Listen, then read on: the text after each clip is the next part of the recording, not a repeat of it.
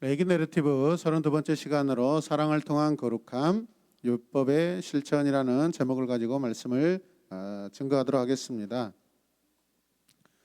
오늘 내러티브의 이 19장의 핵심은요, 하나님의 백성은 화목을 이루어야 한다라는 말씀입니다. 뭘 이루라고요? 화목. 예, 그렇다면 우리가 화목을 이루는 게 무엇인가? 그것은 가난한 자들을 위하여서 반드시 베풀며 살아야 한다라는 것이죠. 그것이 율법의 실천이라고 오늘 하나님께서 모세를 통하여 말씀하고 계십니다. 지난 시간 어떤 말씀이었죠?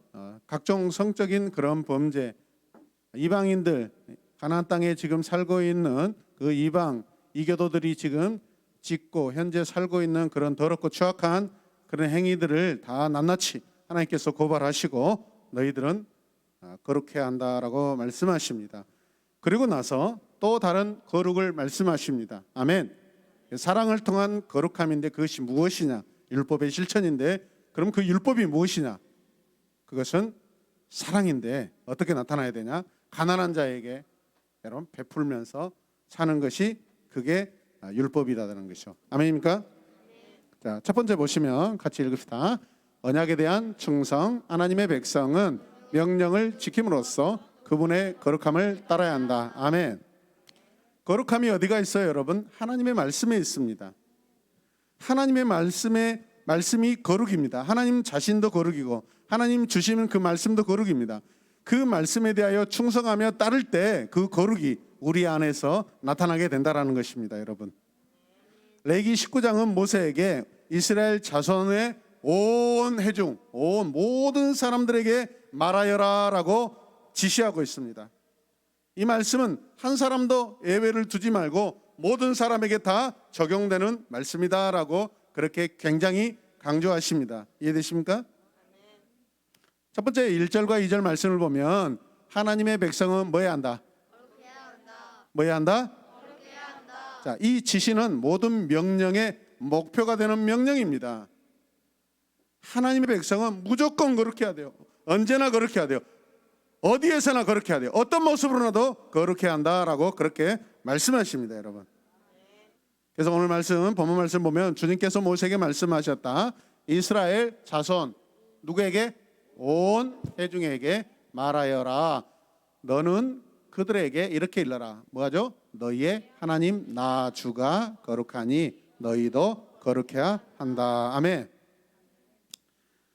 집안의 아버지 부모님들은 참 멋지고 도덕적으로 훌륭하고 신앙적으로 훌륭하고 양심적으로도 훌륭한데 여러분 자녀들이 많은 어디 가가지고 나쁜 짓을 하고 또 부모 속을 썩이고 또 사회적으로 무리를 일으키고 여러분 그러면은 이 가정이 하나 되지 못하는 것입니다. 부모님의 말씀대로 하나 되지 못하는 것입니다. 이해되십니까? 부모와 자녀가 하나 될 때 그것이 완전한 거룩한 공동체가 되고 가정이 되는 줄로 믿습니다. 19장의 핵심이 무엇이냐면 너희의 하나님이 나 주가 뭐하니? 거룩하니 너희도 뭐하라? 거룩하라 라고 그렇게 요구하십니다. 이게 19장 내러티브의 굉장히 중요한 메시지입니다. 이것은 이스라엘 민족이 거룩한 백성이 되라는 거룩한 부르심을 따르라는 명령입니다. 거룩함으로 불렀고 거룩하게 살아야 되고 그 거룩함으로 다른 민족들까지 이방인들까지 거룩해야 한다라는 그런 사명과 명령이 함께 주어져 있는 것입니다. 그리고 하나님 나라 백성의 기준은 하나님의 거룩한 속성이라는 거예요. 넘겨주세요. 같이 읽어요. 시작. 하나님 나라 백성의 기준은 뭐예요? 하나님의 거룩한 속성이라는 거예요. 하나님의 성품이 무엇이라고요? 거룩이요. 거룩. 홀리 같이 홀리 are you Lord God Almighty world is the Lamb 죽임당하신 어린 양 world is the Lamb 아멘 아멘 이 찬양을 개인적으로 참 좋아합니다. 예. 하나님 나라 백성은 하나님의 속성을 본받아야 합니다, 여러분. 자녀는 마땅히 부모를 본받는 것이 당연한 일입니다. 따라서 하나님의 기준이 하나님 나라 백성의 삶 가운데 기준이 되어서 가득가득해야 됩니다. 아멘. 우리 삶에, 여러분의 삶에 하나님의 거룩이 풍성하게 나타나고 또 그게 가득해야 한 줄로 믿습니다. 신약성경 베드로전서 1장 15절에서 16절에 사도 베드로께서는 이렇게 우리에게 권면하고 있습니다. 읽어요. 여러분을 불러주신 그 거룩하신 분에 따라 모든 행실을 뭐하게? 거룩하게 하십시오. 성경에 기록하기를 내가 거룩하니 너희도 거룩하여라 하였습니다. 아멘. 사도 베드로가 레위기 19장 오늘 2절 말씀 그대로 여러분 인용해가지고 지금 권면하고 있어요. 이해되시면 아멘. 예수님 제자 베드로가 오늘 이 말씀을 그대로 인용하고 있어요, 여러분. 옛날에 이런 거 있는데 뭐이죠? 인용이죠, 인용. 거룩함에 대한 부르심은 베드로가 살던 때나 오늘날 또 오늘 이 본문인 이 레위기 19장 이 말씀이 지금 선포되고 있는 이스라엘 백성의 때나 똑같이 하나님의 말씀이 적용되고 있다라는 것을 우리가 기억해야 될 것입니다. 아멘입니까? 이 말씀은 그때나 지금이나 오늘이나 계속해서 이 말씀 거룩하면 이 말씀은 유효하다라는 거예요. 이해되십니까? 거룩함은 이제 그 신약 성경의 가르침에 비추어 볼 때 우리는 항상 그 거룩히 누구의 기준인가? 하나님의 기준이라는 것을 우리가 반드시 기억해야 될 필요가 있는 줄로 믿으시길 바랍니다. 두 번째, 자 3절과 4절 말씀 핵심 읽겠습니다. 시작. 하나님의 백성은 온전한 언약율법을 지켜야 한다. 뭘 지켜야 한다고요? 네, 언약율법, 온전한 언약율법. 레위기 19장 3절에서 4절에는 세 가지 명령에 들어있는데 이게 십계명의 내용입니다. 십계명의 내용. 자, 3절 말씀 같이 읽어요. 시작. 너희는 저마다 어머니와 아버지를 공경하여라. 내가 주 너의 하나님이다. 만약에 하나님께서 십계명을 우리에게 이스라엘 백성들에게 다시 반복해서 가르치신다면은 첫 계명부터 말씀하셔야 되는데 오늘 이 계명은 후반부 계명의 첫 번째 계명이에요. 후반부 계명의 첫 번째 계명이란 말이에요. 하나님 사랑과 이웃 사랑을 나눈다 했을 때 이 후반부의 십계명의 첫 번째 계명을 오늘 하나님께서 레위기 19장 3절에서 말씀하셔요. 어떤 의도가 있을까요, 여러분? 무엇을 의미하는 걸까요, 여러분?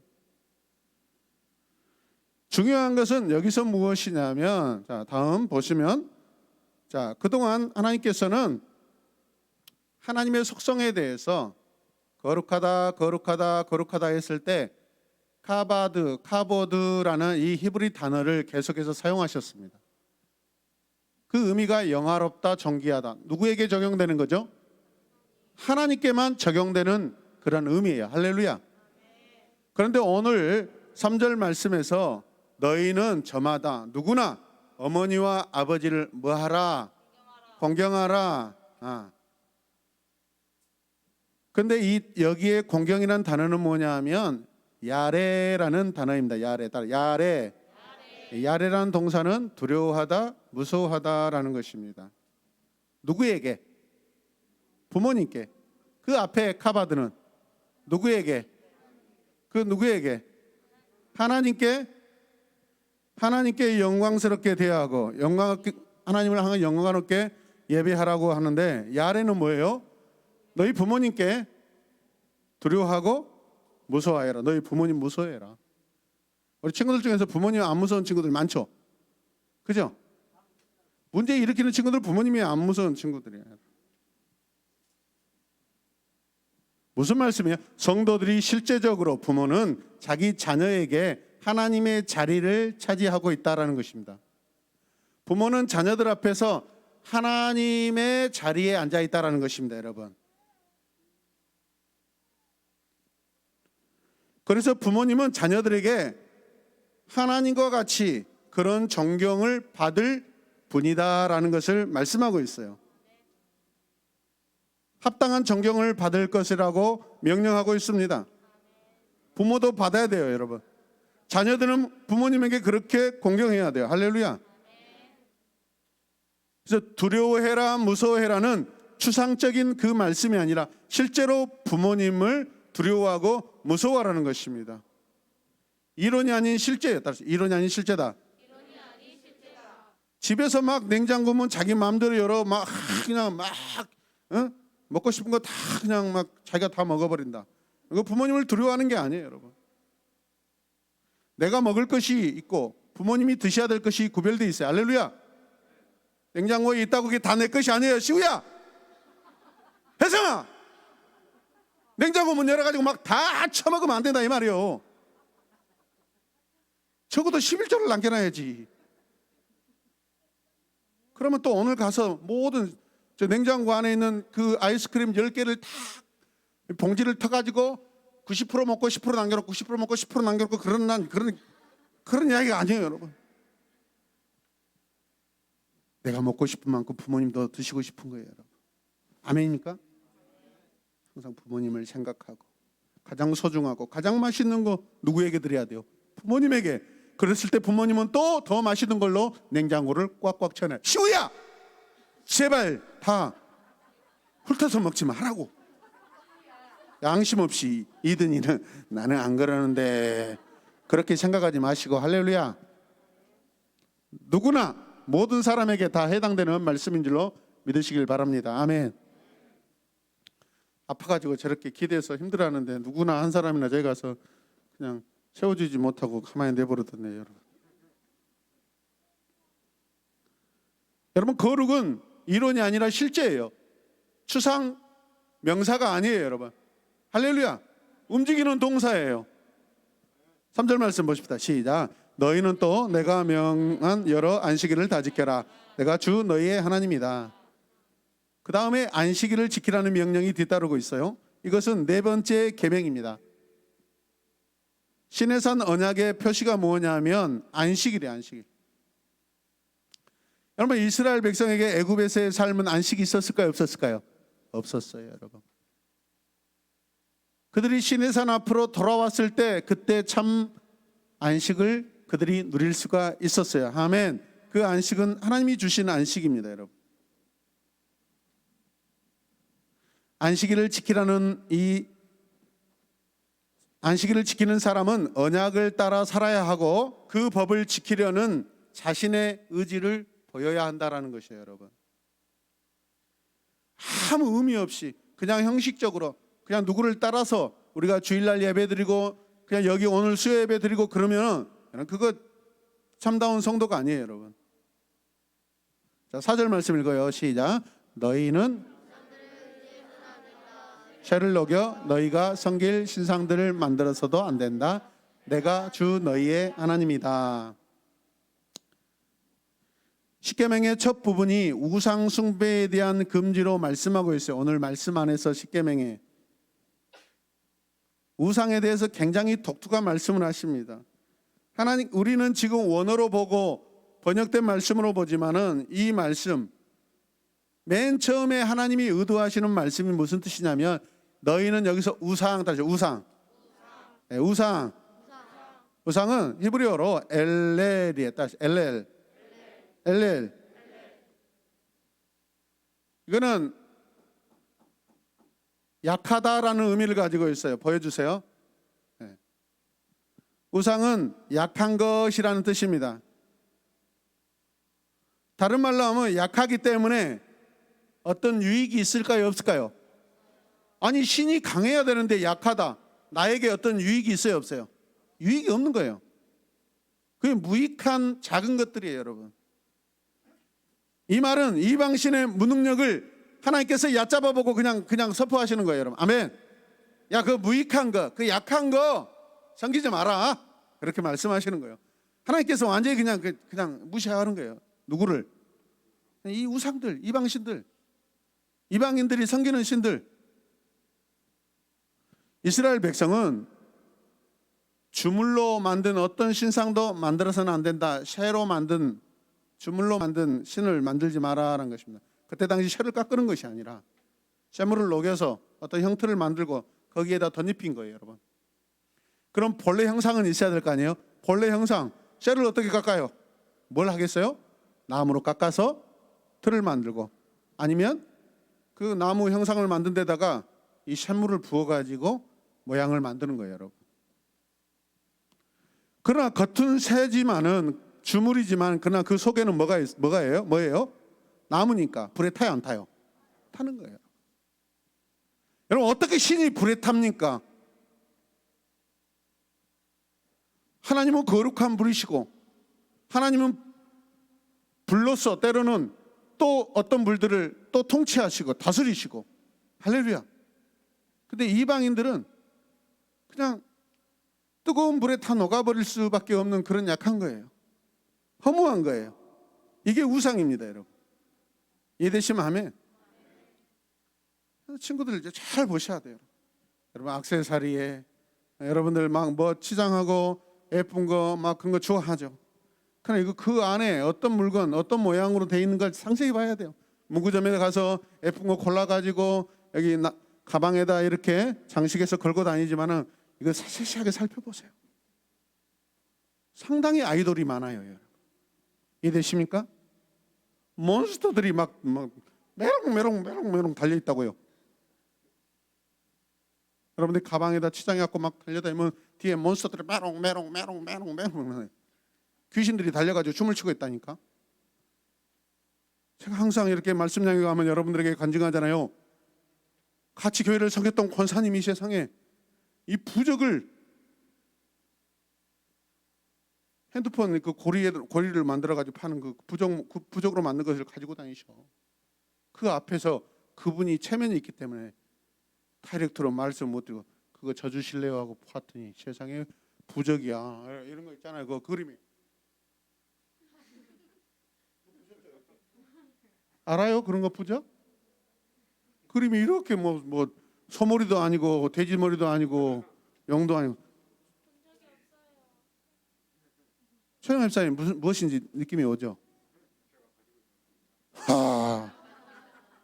느낌이 있어요.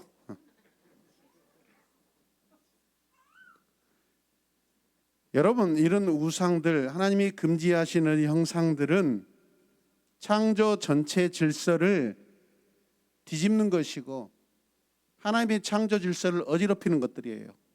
이해되십니까? 하나님의 백성들은 하나님의 형상이 되기 위해 창조된 줄로 믿습니다. 내가 왜 지음받았습니까? 하나님의 형상으로 창조되어 그 창조의 목적을 이루기 위해서 우리가 창조된 줄로 믿습니다. 인간의 형태로 신을 만들고 어떤 강한 동물의 형태로 신을 만듭니다, 여러분. 대부분 우상들은 사람의 형태예요. 이집트의 그 우상의 특징들이 뭐죠? 독수리, 그다음에 뭐죠? 어떤 바다의 큰 그 강한 힘을 가지고 있는 악어, 어떤 용과 같은 뱀과 같은 이런 것들이 주로.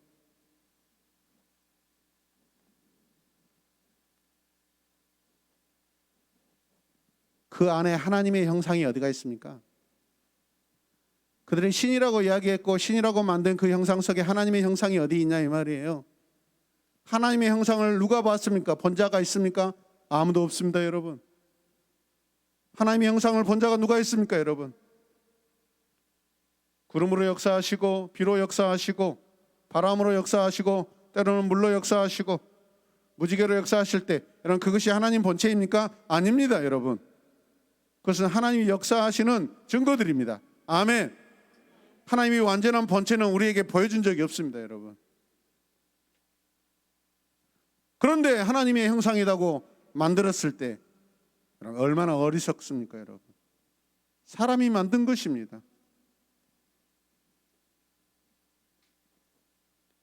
인간이 그런 만들어진 정답도 아닌 오답이나 잘못된 모습을 진짜처럼 여기고 절하는 것이 얼마나 어리석습니까, 여러분?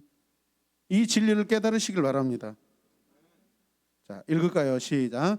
하나님께서 레위기 19장을 시작하면서 십계명을 요약하여 말씀하신 의도가 어디에 있을까? 이스라엘 민족의 영적 생활을 활력이 넘치도록 하는데 하나님의 마음이 이 19장 안에 있습니다. 만일 백성들이 하나님께 충성을 바치고 언약의 증거를 지키며 가정에서 자신의 책임을 다하였다면 오늘 이런 말씀을 주시지 않았겠죠. 지금 이스라엘 백성들은 광야에 나와 있는 상태입니다. 공간적으로, 환경적으로. 얼마 전에 지금 이집트에서 나온 사람들입니다. 지금 광야에 있습니다. 할렐루야. 하나님 이런 말씀을 왜 했을까요? 하나님 왜 우상 숭배하지 마라 했을까요? 지금 그들이 우상 숭배를 하고 있다 안 하고 있다? 하고 있는 거예요, 여러분. 출애굽은 했지만 하나님 은혜로 출애굽을 했지만은 그들이 현재 삶 가운데 우상 숭배의 삶을 살고 있다라는 거예요, 여러분. 이해되시면 아멘 합시다.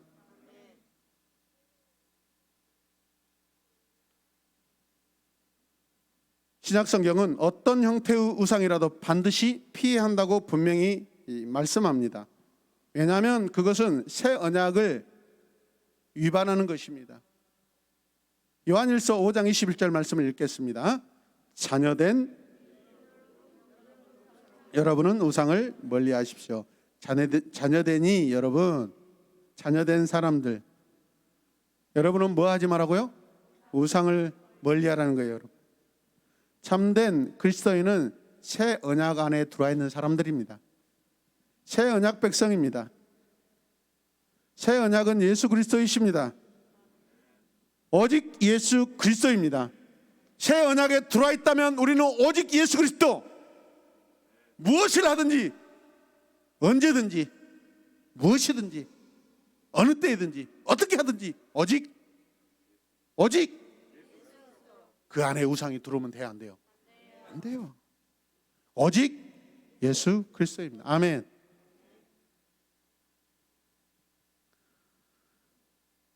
(5절과 8절) 말씀, 이 주제입니다. 계속해서 보겠습니다. 시작. 하나님의 백성은 하나님과의 화목을 바르게 축하해야 한다. 화목을 뭐 해야 한다? 축하해야 한다. 축하는 기분 좋은 거예요, 안 좋은 거예요? 좋은 거예요, 여러분. 화목은요? 좋은 거예요, 좋은 거. 레위기 19장은 다시 재빨리 백성에게 화목제가 올바르게 드려져야 한다는 것을 강조하며 제사 규례로 다시 말씀 방향이 옮겨가고 있습니다. 여러분, 화목은 축하해야 한다 하면서 이것은 또 다른 의미로 화목은 축제다라는 것이요. 아멘. 5절 말씀 같이 읽읍시다. 시작. 너희가 나 주에게 화목 제물로 희생 제물을 가져올 때에는 너희가 드리는 그 제사를 나 주가 즐거이 받게 드려라. 희생 제물, 화목제 희생 제물을 드릴 때 주님이 기뻐하시도록 예물을 드리라는 것입니다. 아멘. 화목제가 선택되는 것은 그것이 모든 제사의 꽃입니다. 화목제는 모든 제사의 피날레입니다. 피날레. 모든 제사는 이 제사의 중심인 이 화목제물을 가지고 화목제로 나아갑니다. 화목제를 드리는 것은 하나님과 화목되었다라는 것입니다, 여러분. 아멘입니까? 제사의 꽃은 화목제예요, 여러분. 죄를 고백하고 그 죄가 하나님 앞에 고백되는 거, 회개하는 거 상달되어서 하나님이 받으셔서 그 죄를 인정하시고 사하시고 이제 어떻게 해요? 이제는 다시 죄인인 백성이 아니라 하나님의 자녀로서 다시 하나 되게 되는 거예요, 여러분. 그게 선포될 때 죄인과 백성들 입장에서는 얼마나 기쁘겠어요. 축제예요, 축제. 할렐루야. 그렇지 않으면 맨날 회개해야 돼요. 나 죄인입니다, 나 죄인입니다, 여러분. 때로는 겸손하게 보이지만은 맨날 기도할 때마다 주님 회개합니다, 주님 회개합니다, 맨날 회개하는 것은 여러분, 그것은 올바른 자녀가 아니에요, 여러분. 아빠 죄송해요, 다음부터 안 그럴게요. 내일도 아빠 죄송해요. 시우 맨날 그냥 도둑질하고 막 남 동생 또 동생 때리고 막 친구 물건 훔쳐. 아빠 다음부터 안 그럴게요. 또 그 다음에 또 와가지고 며칠 있다 아빠 잘못했어요. 다음에 또 훔치지 않은 거 잘못했어요. 아버지 안 그럴게요. 맨날. 이게 어떻게 자녀예요, 여러분? 그건 부모님의 뜻을 이루며 사는 것이 아닙니다. 오늘 어쩌다가 은혜로 시우가 계속해서 등장하는지 하나님의 큰 은혜입니다. 어쩌면 지금 그런 상황 가운데 있다가 지금 마음을 돌리라고 하나님이 주시는 사인일 수도 있고, 아니면 시우가 워낙 거짓말 치지 않고 경건하게 살고 있기 때문에 하나님이 칭찬하시기에 또 그렇게 또 주시는 말씀도 있고,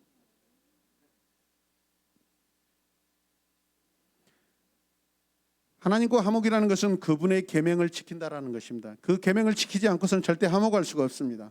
그래서 자신이 하나님께 받은 축복을 누린다는 그런 의미도 포함되어 있습니다. 이러한 것을 축하하기 위해 화목 제사를 드리는 것입니다.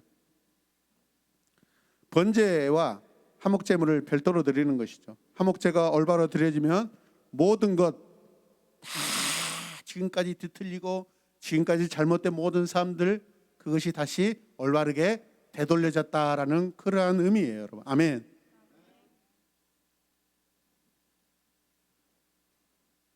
반대로 생각하면 하나님과 화목이 이루어지지 않았다면 하나님께 올바른 화목 제사를 드렸다 안 드렸다? 안 드렸다. 하나님과 화목이 아직 되었다 안 되었다? 안 되었다라는 증거입니다. 참 화목입니까? 거짓 화목이십니까? 진정한 화목입니까? 위선적 화목입니까? 하나님이 인정하시는 화목입니까? 자기 혼자 착각하는 화목입니까? 자기 혼자 착각하는 화목이에요. 할렐루야 찬양하고 박수하는데 오늘 은혜 받았습니다. 자기 생각이야.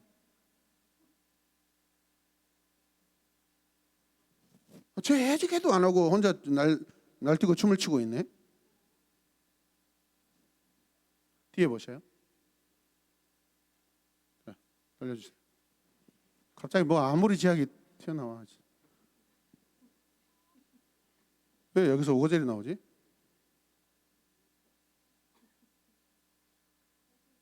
자, 그 다음에 왜 이래? 하나님께서는 그게 없어야지.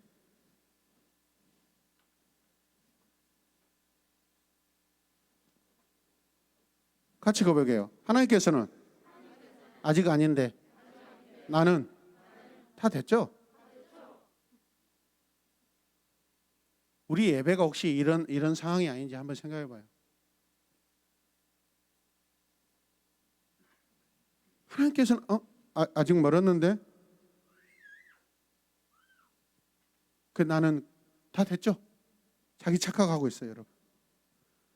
19장 6절 읽겠습니다. 시작. 재물은 너희가 나 주에게 바친 그날로 다 먹어야 하지만 그 다음 날까지는 두고 먹으면 된다. 그 다음에 그러나 사흘째 되는 날까지 남은 것은 다시 읽어요. 시작. 재물은 너희가 나 주에게 바친 그날로 다 먹어야 하지만 그 다음 날까지는 두고 먹어도 된다. 그러나 사흘째 되는 날까지 남은 것은 불에 태워 버려야 한다. 하나님께서 아마 이 재물에 어떤 기간을 두시는 것 같아요.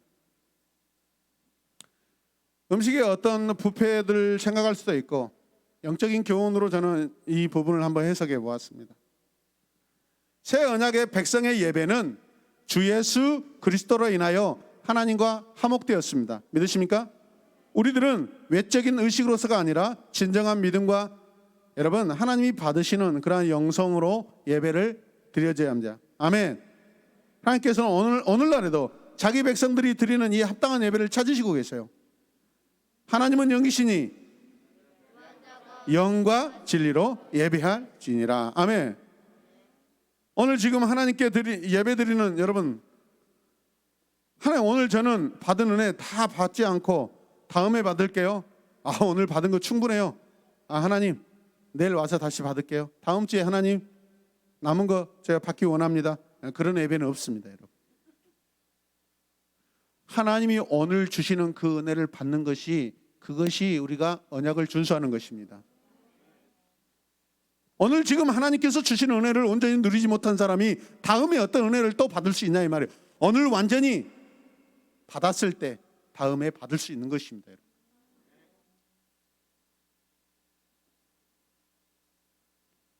오늘 누리지 못한 은혜를 다음에 누릴 수가 없는 것입니다. 아마도 이 사흘이라는 그 날짜를 하나님께서 이런 의미로 우리에게 주시지 않았나 생각합니다. 다음에 어떤 은혜를 우리는 누릴 수가 없어요. 오늘 지금 누려야 돼요. 오늘 받을 만한 은혜가 오늘 누려지고 오늘 구원을 받아야 돼요, 여러분. 지금 받아야 돼요. 다음에 안 돼요. 불가능합니다. 오늘 은혜는 오늘 받아 누려야 합니다. 오늘 다 먹고 남기지 않아야 한다는 말씀이 바로 그런 말씀입니다, 여러분. 음식 먹는 것도 내 마음대로 먹는 것이 아니라 다 먹으라 하면 다 먹는 것이고 3일째까지 남겨두지 말라는 것은 하지 말라는 건 하지 말아야 됩니다. 할렐루야. 지키는 것이 은혜고 거룩이고 우리의 책임인 줄로 믿으시길 바랍니다. 오늘 다 먹고 남기지 않기를 주님의 이름으로 축복합니다. 오늘 선포된 말씀을 다 이해하시고 다 받아 먹으시길 바랍니다. 이해 안 되는 말씀은 집에 가기 전에 팀장님에게, 부모님에게, 목사님에게, 사모님에게, 언니 오빠들에게 물어보셔야 돼요. 누나 아까 그 설교 시간에 그 무슨 뜻이에요? 그때 제가 잘 못 들었어요. 잠잔이라고 잘 못 들었어요. 잤다고 고백하는 거 양심적이에요. 근데 어디 다 하는 것처럼 뻔뻔스럽게 성경책 들고 안녕히 계세요 할렐루야 하고 집에 가. 이런 파렴치한, 마치 자기가 말씀 다 외운 것처럼, 이해한 것처럼. 그래서 하나님께서 받으시는 제물마다 대생임을 하는 동물들을 받으시는 것은 계속해서 하나님의 말씀을 곱씹고 묵상하라는 그런 의미인 줄로 믿으시길 바랍니다. 오늘 이해되지 않으면 오늘 물어보셔야 돼. 집에 가기 전에. 그 말씀은 오늘 떠나면 영원히 여러분들이 이해하지 못해요. 할렐루야. 손장난하지 말고 하나님의 말씀에 집중하시길 바랍니다. 7절 말씀 읽겠습니다. 시작. 사흘째 되는 날에 그 남은 재물을 먹으며 그 행위 자체가 무슨 일이다? 역겨운 일이다. 구역질 나는 일이라는 거예요. 하나님이 싫어하는 거예요? 좋아하는 거예요? 어쩌면 하나님이 참 기가 막힌 표현을 하셔요. 먹으라는 거 3일째까지 남겨놓지 말라는 거예요. 3일째 되면 뭔가 부패한다는 거예요. 근데 그게 눈에 보기에도 부패해서 역겨운데 하나님의 마음에도 그게 역겨운 일이라는 거예요. 역겨운 관계라는 거예요. 그 재물의 혈액이 없어지고 막 오늘 한목제 드렸어. 하나님 좋으시죠? 내 죄를 사해 주셔서 감사합니다 하고 기쁘게 드리는 그 한목제물이 혈액이 없다라는 거예요. 여러분. 거짓 예물을 드린 거예요. 여러분. 이해되십니까? 어쩌면 화목이 아니라 원수관계. 자기 혼자 즐거워하는 거예요. 마치 예배를 드렸지만 자기 만족의 예배예요. 자기 도취 예배예요. 하나님과 아무 상관없는 예배를 드리고 있는 거예요. 지금. 자아도취에 빠져 있어요. 지금. 그런 사람들 많아요.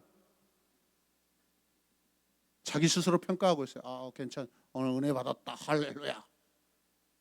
전혀 아니올시다요. 자, 다음 읽겠습니다. 시작. 구약 신약에 와서 변할 수 있지만 그 실천은 반드시 믿음과 순종을 드러내는 것이야. 아멘. 오늘 이 레위기의 말씀, 의식과 예식들은 지금 오늘 이 시대, 신약 시대 우리는 이 모든 예식을 지켜야 하지 않습니다. 그러나 그 예식 안에 들어있는 참된 순종과 하나님의 명령의 의미들은 반드시 우리가 실천해야 되고 지켜야 되는 줄로 믿으시길 바랍니다. 그래서 그게 무엇이냐? 새 언약 백성들이 먹고 마시는 것이 신약 성경의 어떤 사건이에요? 성만찬의 사건이에요. 그래서 성만찬을 예수 그리스도를 기념하면서 먹고 마시는 것이지, 배가 고파서 떡을 더 떼먹고 속이 좀 불편하니까 포도주 한 잔 더, 한 잔 더 주세요. 성찬식때 목사님 한 잔 더 주세요. 좋네요. 이게 아주 달달하고 좋네요. 한 잔 더 주십시오. 그런 행위는 있을 수 없다라는 거예요. 이해되십니까? 사도 바울이 고린도 교회 성만찬에 대해서 여러분 편지를 쓸 때 함부로 먹고 마시다가 하나님께서 그들의 생명을 취하였다라고 경고까지 하셔요. 레위기 19장 8절 말씀 읽겠습니다. 시작. 알진한 재물을 먹는 사람은 누구나 벌을 면하지 못한다. 나 주가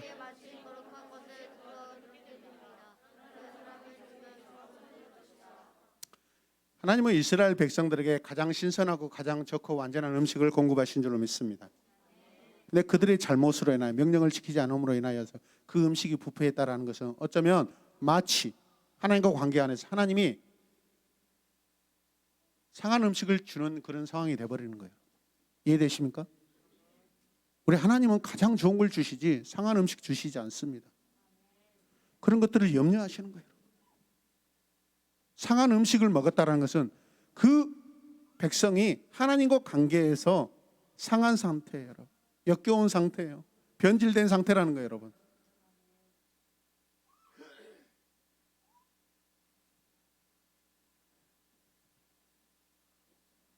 네 번째 같이 읽을까요? 하나님의 백성은 가난한 사람이 언약 생활에 온전히 참여할 수 있도록. 네, 무슨 말씀일까요? 가난한 사람들에게 밭에서 이삭을 줄 수 있도록 허락해달라는 그 말씀이 이제 선포됩니다. 자, 우리가 잘 알다시피 농사를 지면 항상 농부들은요 밭에 저 모서리 부분에 그 끝까지 추수하지 않습니다. 남겨둡니다.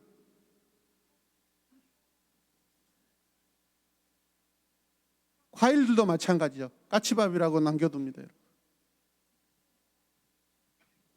그 이유는 그것은 가난한 사람과 이방인이 들어가서 가능한 만큼 이삭을 줄 수 있도록 하고 남겨놓은 모퉁이에 남겨놓은 그 곡식들을 거두어 가서 그 가난한 자들이 그걸 가지고 살 수 있도록 하는 하나님의 베품입니다. 이것을 우리는 모퉁이 사랑이라 말씀드릴 수 있다. 같이 고백합시다. 모퉁이 사랑. 모퉁이 사랑. 예. 여기서 모퉁이는 폐하라고 합니다. 폐하. 사이드라는 의미인데. 자, 그림 하나 보여드릴게요. 동일한 어떤 논입니다. 밭입니다.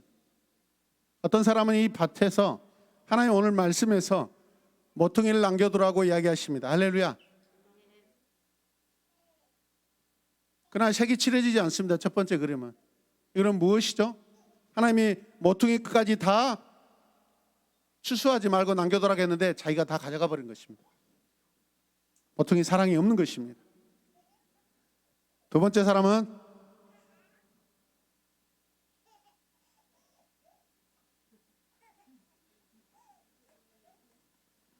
말씀대로 율법대로 모퉁이를 남겨두었어요. 좋습니다. 율법을 지키는 것 좋습니다. 그러나 너무 율법적일 수가 있어요. 여러분. 11조 하라겠으니까 11조만 해야지. 감사헌금 하라겠으니까 감사헌금만 해야지. 더 이상 안 하는 거예요. 여러분. 지키는 것 좋지만은 그 선 자체가 어쩌면 잘못된 율법주의가 될 수 있다는 거예요. 여러분. 아멘입니까? 자, 그런데 세 번째 사람은 뭐죠? 자기 소유의 절반을 모퉁이로 남겨놨어요. 할렐루야. 네 번째 사람은 자기의 전체를 모퉁이로 남겨놓았습니다. 신앙의 사람들 가운데 이런 사람들이 많습니다. 아멘입니까? 우리는 오늘 이 모퉁이의 사랑을 어떻게 실천해야 될지 한번 생각해 볼 필요가 있다는 것이죠. 남겨진 부분의 분량은요 소유자의 너그러움으로 인하여 결정됩니다. 1번의 사람은 너그러움이 있어요? 없어요? 없어요. 2번은 잘 지키지만 법적입니다. 세 번째 사람은 훌륭하십니다. 자기 소유의 절반까지 4분의 1만 예를 들어서 남겨둬도 되는데 넘치도록 했어요. 그러나 네 번째 사람은 하나님의 그 사랑에 감사해서 완전하게 자기 모든 소유를 다 모퉁이 사랑으로 다 내어주어 버립니다. 이해되시면 아멘 합시다. 모퉁이를 남기는 것은 그 경작하는 자의 너그러움을 표현하는 거예요. 여러분. 무슨 뜻이에요? 불쌍한 사람들을 위한 배려입니다. 이런 것들은 성경의 중심 사상입니다. 선지서를 통하여서 하나님께서 계속해서 선지를 통하여서 지도자들에게 가난한 자와 고아와 가부 나그네 계속해서 이러한 베품과 나눔과 배려를 하라고 말을 하지만은 이스라엘의 지도자들은 오히려 그 작은 것까지 다 여러분 빼앗고 훔쳐가고 착취하고 탈취하고 폭력을 사용해서 다 가져가 버립니다. 하나님의 사랑과 아무 관계없는 그러한 삶을 살았던 것이 이스라엘 백성들의 한편의 또 시대적인 이야기입니다. 이해되십니까? 그런데 놀라운 것은요, 여러분, 가난한 자, 지금까지 우리 레기 말씀 배울 때마다 가난한 자, 아무리 가난하다 할지라도 하나님께 예물 드려야 돼요, 안 드려야 돼요? 드려야 돼요. 근데 밭이 없는 자가 어떻게 예물을 드릴 수 있어요? 그러나 어느 누군가가 모퉁이의 사랑을 실천하면 그것을 거두어 가서 그 가난한 자도 그 거둔 것을 가지고 하나님 앞에 예물을 드릴 수 있다 없다? 있다라는 거예요. 여러분. 어쩌면 공동체 아무 어떤 재물을 드리지 못하여 하나님 앞에 나올 수도 없는 그 사람에게 자기의 모퉁이 사랑을 실천함으로 말미암아 그 사람이 하나님 앞에 나와서 화목제물로 하나님 앞에 영광을 올려드릴 수 있는 기회를 주는 거예요. 여러분. 놀랍지 않습니까? 나만 오늘 예배드리러 온 것이 아니라 나의 어떤 행위를 통하여서 하나님 앞에 나오지 못할 사람이 제물을 들고 화목제물을 들고 나와서 하나님 앞에 관계를 회복하고 하나님 앞에 찬미의 제사를 올려드릴 수 있는 은혜를 여러분 나누게 하는 그런 은혜가 있다는 거죠. 이해되십니까? 복음서에 보면 예수님께서는 가난한 사람들을 돌보지 않는 것을 계명들을 지키지 않았다라고 말씀하십니다. 자, 마태복음 19장 16절에서 21절까지 말씀을 읽읍시다. 시작. 어떤 사람이 주께 와서 이르되 선생님이여 내가 무슨 선을 영생을 얻으리까? 그가 예수께 물었다. 어느 계명들을 지켜야 합니까? 예수께서 대답하셨다. 살인하지 말아라, 간음하지 말아라, 도둑질하지 말아라, 거짓 증언을 하지 말아라, 아버지와 어머니를 공경하여라. 아멘. 그리고 내 이웃을 내 몸과 같이 사랑하여라. 그 젊은이가 예수께 말하였다. 나는 이 모든 것을 다 지켰습니다. 아직도 뭐가 부족합니까? 그 다음에 21절 예수께서 그에게 말씀하셨다. 내가 완전한 사람이 되려고 하면 가서 내 소유를 팔아서 가난한 사람에게 주어라. 그리하면 내가 하늘에서 부활을 차지하게 될 것이다. 그리고 와서 나를 따르라. 22절 그러나 그 젊은이는 이 말씀을 듣고 근심하면서 그에게는 재산이 너무 많았기 때문이다. 예수님께서도 오늘 레위기 19장 2절 말씀을 인용하시고 3절 말씀을 인용하시고 오늘 후반절 말씀도 인용하고 계십니다. 이해되십니까? 모퉁이 이삭을 남기는 것은 백성의 하나됨을 굳게 세워줍니다. 가난한 사람도 여호와께 자기 제사를 드릴 필요가 있다라는 거예요, 여러분. 그리고 그들에게 이삭을 줄 수 있도록 허락한 사람은 그들이 모퉁이에 남겨둔 베품을 통하여서 그 가난한 자도 하나님께 화목제물로 예배를 드릴 수 있도록 도와준 것입니다. 할렐루야. 단순히 먹거리를 제공하는 차원을 넘어 그 가난한 자가 하나님께 화목제사를 드릴 수 있도록 여러분 도와주는 거예요. 아멘입니까? 나의 예배는 나의 만족을 위해서 나의 구원의 은혜만 감격하기 위해서 내가 드리는 예배인지 아니면 오늘 나는 이 예배를 나오면서 나는 매주마다 예배를 드리면서 다른 사람도 그 예배를 드릴 수 있도록 하고 있는 예배인지 우리 자신을 살피는 그런 저와 여러분의 삶이 되길 바랍니다. 같이 고백합시다. 시작.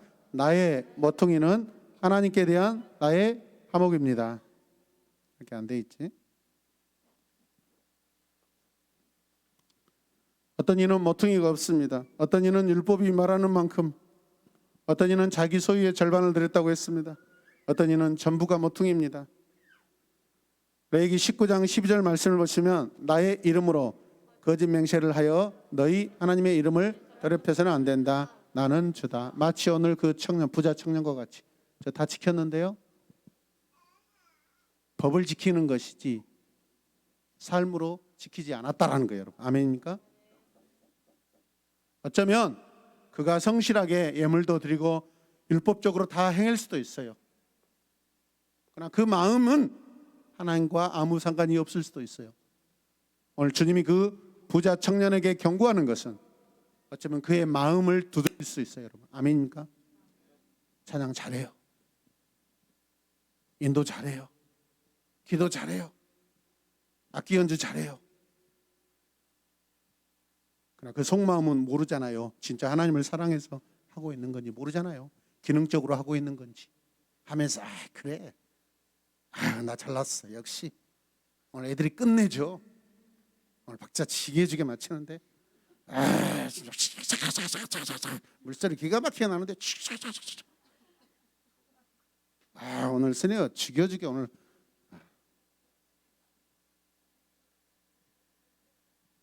어쩌면 주님이 그 부자 청년의 마음이 하나님과 관계없이 그냥 율법적으로 행했을 수 있다라고 평가하는 그러한 질문일 수 있어요. 이해되십니까? 어떤 상황에도 하나님을 사랑하고 주님을 사랑하는 마음이 더 크길 주님의 이름으로 축복합니다. 하나님의 이름에 영광을 드린다는 것이 무엇일까요? 하나님의 이름이 더럽혀진다는 것이 무엇일까요? 이 질문을 여러분들에게 한번 드리고 싶습니다. 같이 읽어요. 시작. 하나님의 이름에 영광을 드리는 것이 무엇일까요? 그 다음에 하나님의 이름에 더럽혀지는 것이 무엇일까요? 우리 이 말씀, 이 질문을 우리 자신에게 한번 던져보세요. 오늘 시간 정말 거룩하게 오늘 거룩함을 입으시길 바랍니다. 거룩함을 붙드시길 바랍니다. 우리 새로운교회 모든 학생들, 우리 모든 부모님들 오늘 주님의 거룩함으로 남은 시간 하나님께 영광을 올려드리는 우리 모두가 되실 주님의 이름으로 축복합니다. 하나님 감사합니다. 사랑을 통한 거룩함 그것이 무엇입니까? 율법의 실천이라고 오늘 하나님께서 말씀하십니다. 모퉁이의 사랑을 실천하게 하소서. 아끼지 않고 나의 모든 전부를 드리는 그런 넉넉함의 배려와 하나됨을 이루게 하여 주시옵소서. 예수님의 이름으로 기도드립니다. 아멘.